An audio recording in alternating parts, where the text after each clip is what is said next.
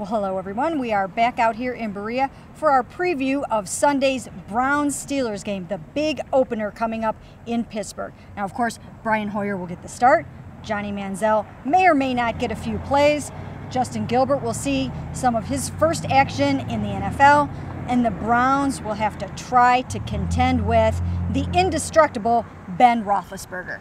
It's a tall order for Mike Pettine in his first game, and of course, after that, you throw in all those numbers, all those negative numbers, 1-14 in openers, I think 1-13 at Heinz Field. Even Mike Pettine has struggled there. He's 2-10, lost 2 AFC Championship games. So a lot for those guys to try to overcome on Sunday. Wait, you forgot a number. Ben Roethlisberger, 17-1 against the Browns.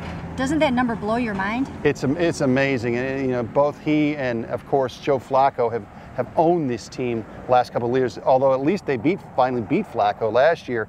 Roethlisberger, to me, is one of the best quarterbacks out there. Still, I know he's declining a little bit, but still one of the best guys, and has just bedeviled the Browns over the years. And you know what? They went 6-2 down the stretch last year. So, yeah, you know, everyone kind of wrote them off, but you can never really write off Big Ben, and you can absolutely never think that you've gotten him down either. And that's what these guys are going to find out. When you try to sack Ben, you've got to get 2 and 3 guys on him to get him down. Yeah, and it's funny, you listen to Mike Pettine, I thought he described it pretty well. He's kind of like, the play really starts when he makes the first guy miss. And he says that basically they're the best in the league at playing street ball, where guys break off their routes and find new ones, and Roethlisberger has been so good over the years of taking the hit to make a play. And we have seen it all, that's for sure. And again, we've talked a little bit about the matchup between Joe Hayden and Antonio Brown. Now, he won't shadow him the entire game, but there will be plenty of Joe versus Antonio. Yeah, absolutely. I mean, I'm sure they'll mix it up a little bit, but you want your best cornerback on your best receiver as often as possible, I would think. And of course, the Steelers have those 2 good running backs. They have the change of pace backs in Blunt and Bell. They're going to play this game despite the fact that they had a little run-in with the law. They still get to play, and they will be running downhill early and often. Yeah, I mean, the Steelers 2 years ago started to try to make a little bit more commitment to the running game, and what happened is Marquise Pouncey got hurt in the opener, if you remember, Mary Kay, and it kind of blew their whole idea of they were going to do some of the outside zone blocking scheme. They just kind of put it on hold, but I thought Le'Veon Bell really ran well in the second half of last year. Their numbers are kind of deceiving. I think you're going to see Blunt around the goal line and Bell outside. The running game is going to be better this year. And speaking of somebody that's going to have a better running game this year, the Cleveland Browns will definitely have a better running game last year, because I don't even remember that there was one last year. Ben Tate, you know, I think he's got something to prove.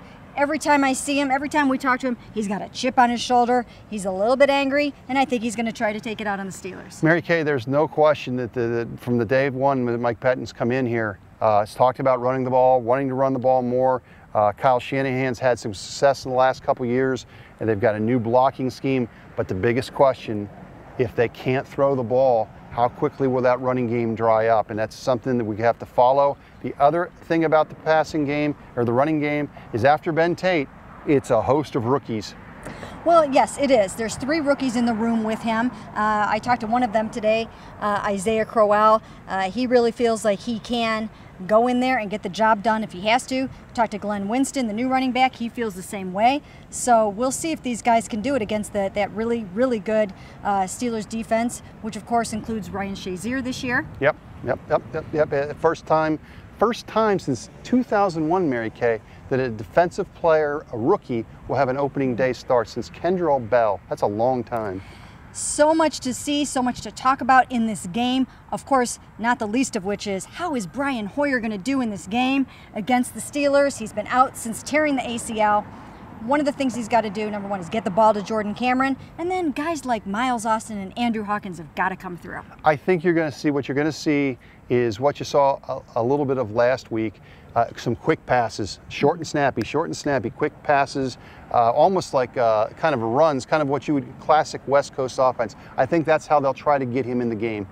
And then, of course, you know, you can go deep with Travis Benjamin back from his torn ACL, all kinds of things they can do, and we will just have to wait and see. And that's it for our Browns-Steelers preview out here in Berea.